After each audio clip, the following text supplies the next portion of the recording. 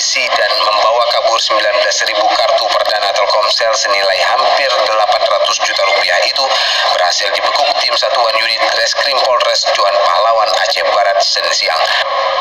Dari tangan tersangka, polisi juga berhasil mengamankan kembali 18.500 barang bukti kartu perdana Telkomsel yang sempat dibawa kabur pelaku ke wilayah Kabupaten Aceh Tengah.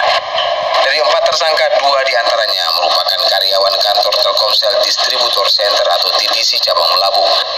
Sementara 2 lainnya penada dan rekan tersangka yang terlibat dalam aksi pencurian itu. Itu kita tangkap satu tersangka atas nama IZ. Ya, ini juga karyawan dari TDC.